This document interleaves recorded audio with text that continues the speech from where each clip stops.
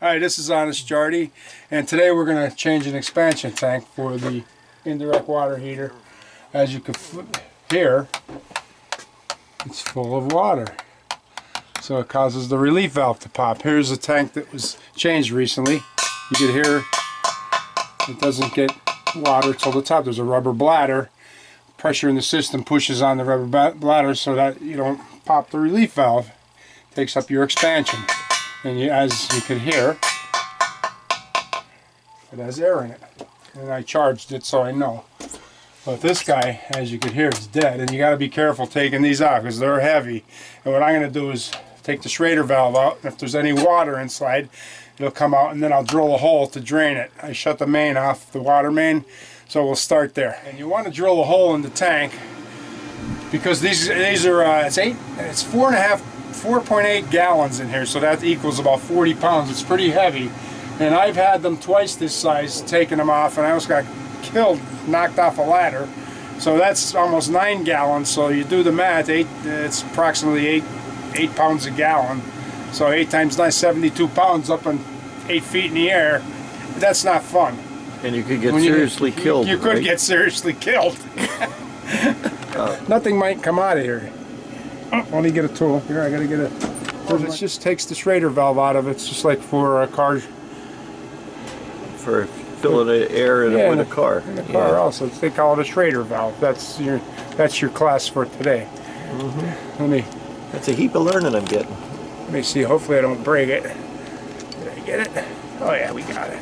Nothing might come out, and you might get water out. What are you afraid you're gonna take a bath, Michael? Yeah. Anything might not come out. We're not worried about it. I might have to drill a hole. Nope, see, nothing comes out, so I gotta drill a hole. Now he's got to drill a hole. There's the tool remover. The Schrader valve, that's the Schrader valve.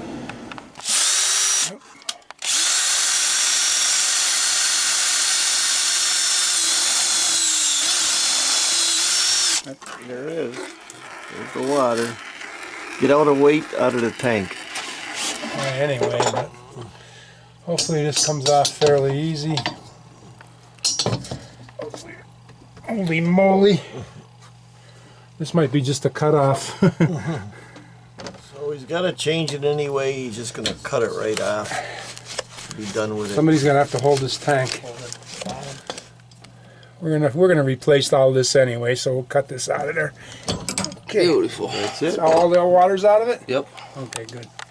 So Honest Jardy took down everything here and replaced it because he might end up replacing his tank.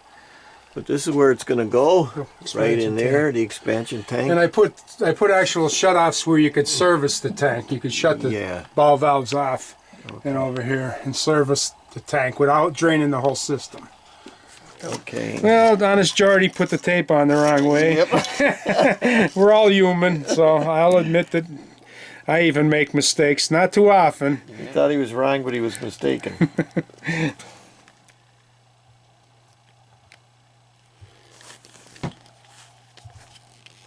How many turns? I do 3 to 4 turns. 1,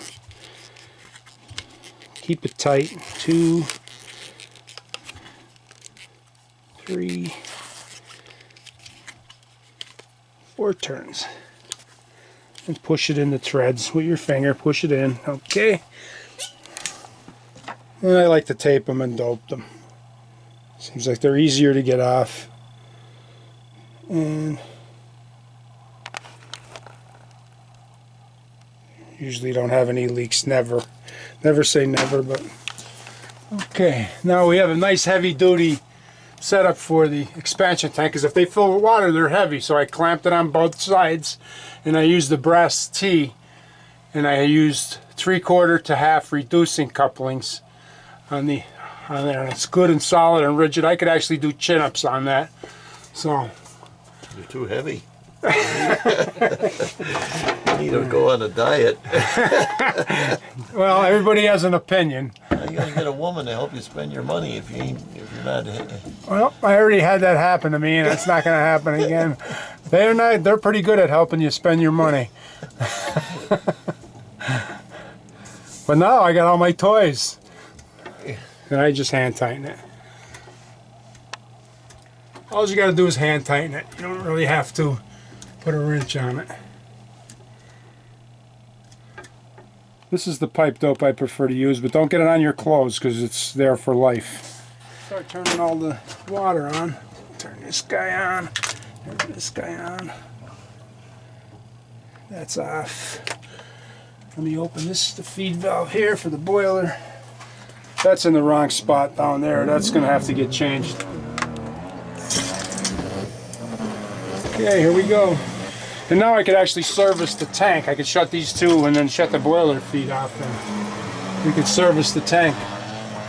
There we go. Yeah, see? Now you can hear and that's where the water's going to expand to. The bladder, it pushes down. It's just like a carpenter listening for studs in the wall. They never hit them though.